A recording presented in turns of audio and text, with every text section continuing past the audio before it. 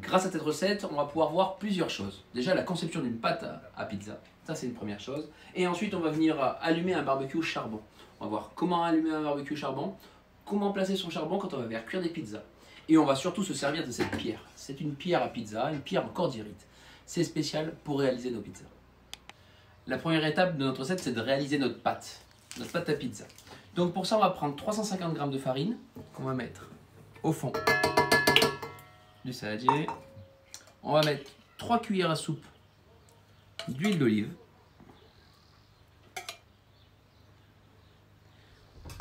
On va mettre un sachet de levure boulangère. Ça fait à peu près 5,5 g. Si on met de la levure fraîche, faites attention de ne pas la mélanger avec le sel. L'action du sel sur la levure, ça l'abîme. D'accord? Donc là, je mets mon sachet entier. Et un petit peu de sel. Je vais faire tourner mon robot. Et j'ai aussi pesé 250 g d'eau tiède, d'accord, que je vais incorporer tout doucement.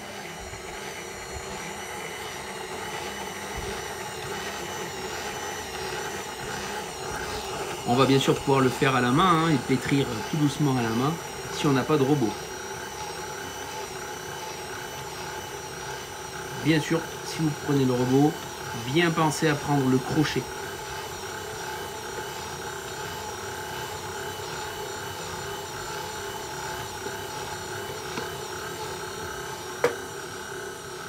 On va bien laisser pétrir la pâte. On va pouvoir augmenter, mais n'allez pas trop vite.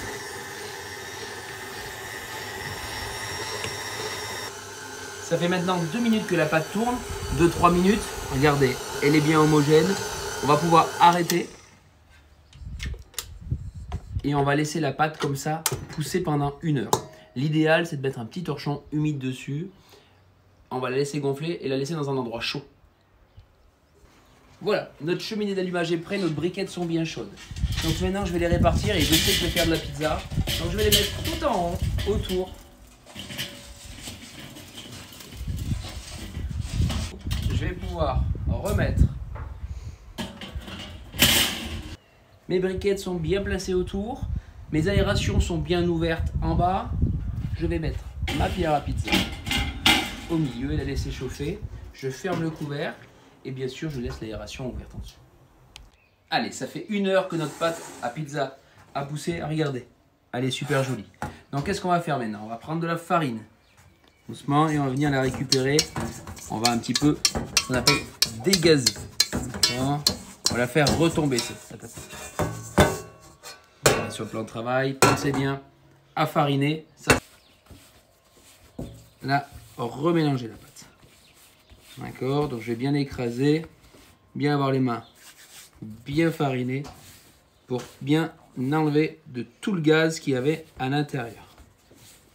Allez, regardez ce beau pâton. Donc maintenant ce pâton, on va l'étaler. Donc pour l'étaler, un rouleau à pâtisserie, un petit peu de farine et on va toujours travailler bien droit. D'accord, ça c'est important. Donc je vais pouvoir étaler bien droit. On a ce côté un petit peu élastique de notre pâte à pizza. Ça, c'est ce qu'on voulait. D'accord? Je la retourne, je farine un petit peu. Alors là, on a un gros pâton. Et l'idée, c'est pas forcément de faire une pizza en ronde. On va étaler en rectangle. Et vous allez comprendre pourquoi. Puisqu'on va faire une pizza roulée. J'étale bien. Allez, on a à peu près un rectangle. Hein, je ne vous demande pas d'être précis.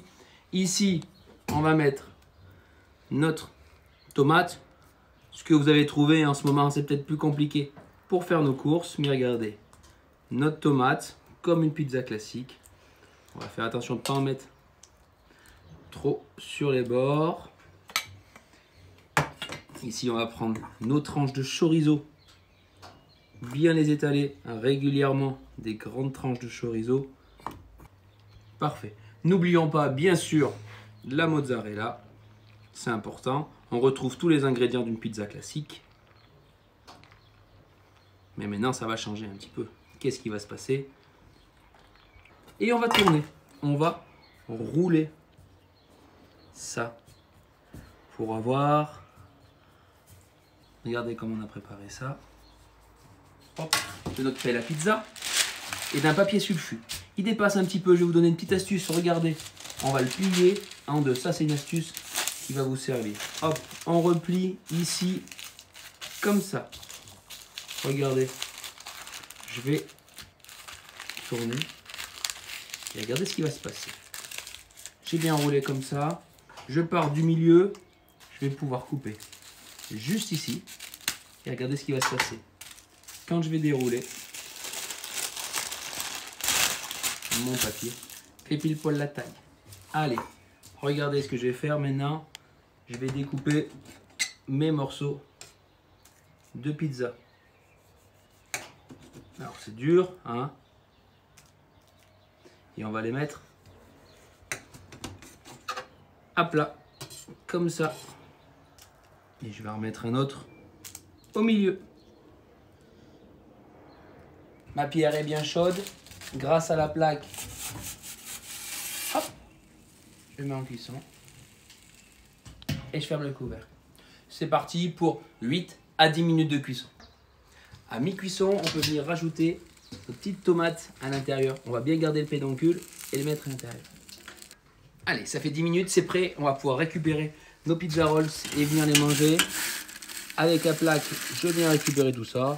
Pas de souci. Alors, c'est un petit peu chaud, on fait attention.